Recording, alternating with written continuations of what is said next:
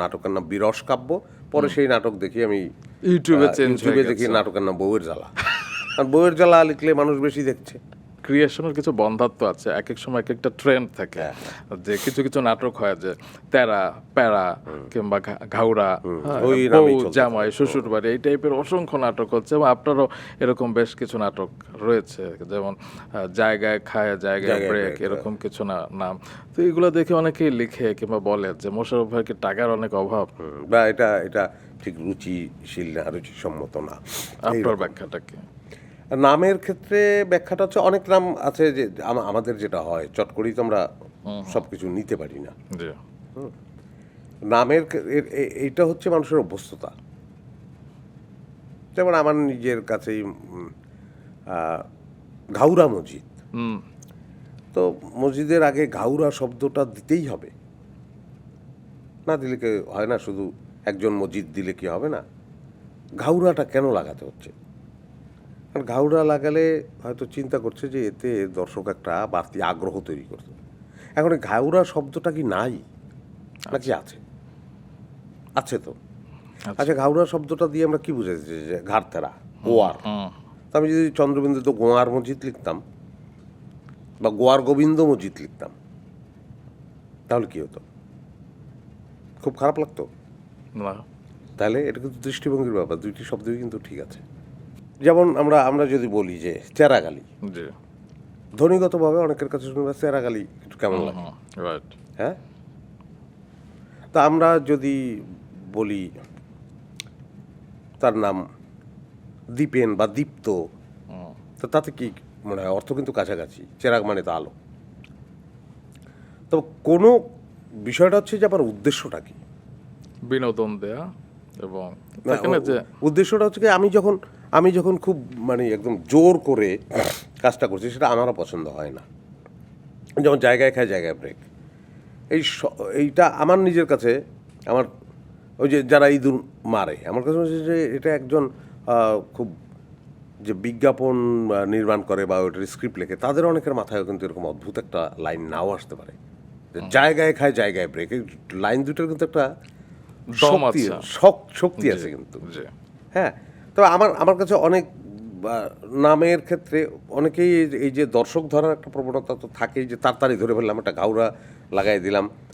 বা আমার তো মাঝে মাঝে এরকমও মনে হয় যে আমার নিজের ক্ষেত্রেই ঘটেছে, আমার একটা নাটকের নাম বিরস কাব্য। পরে সেই নাটক দেখি আমি ইউটিউবে দেখি নাটকের নাম বউয়ের জ্বালা। আর বউয়ের জ্বালা লিখলে মানুষ বেশি দেখছে।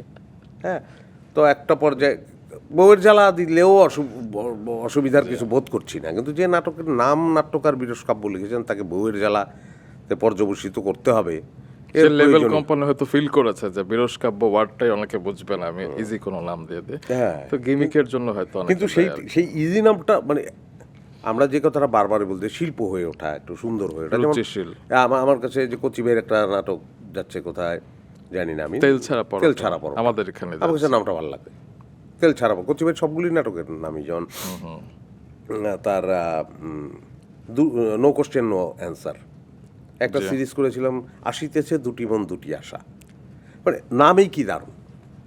তা আমি আমার নিজের ক্ষেত্রেও মনে হয় যে এই নামগুলো, এই বিষয়গুলো তো দর্শকদের মধ্যে ঢুকিয়ে দেওয়াটা দরকার, এটা আমরা চাই।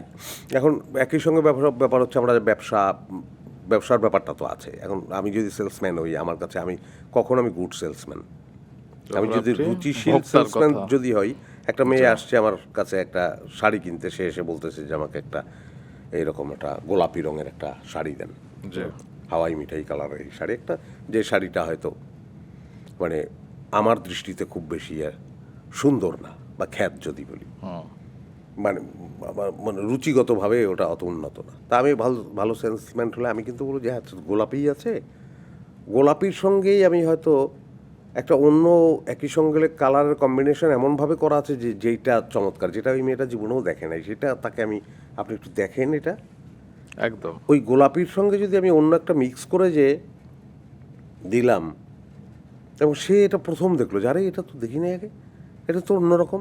এই কিন্তু আমি সেলসম্যান হিসাবে কিন্তু একই সঙ্গে আমি ব্যবসা করলাম একই সঙ্গে আমি সৌন্দর্য বিক্রি করলাম।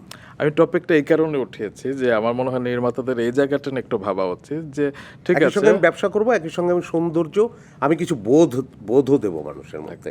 এটা খুব জরুরি। একটা মানুষ সারা জীবন, আমি যদি বলি যে না মানুষ গুড় খেতে পছন্দ করে, হ্যাঁ ভাই মানুষ পছন্দ করে গুড়, আমিও গুড় বিক্রি করছি, অসুবিধা কোথায়?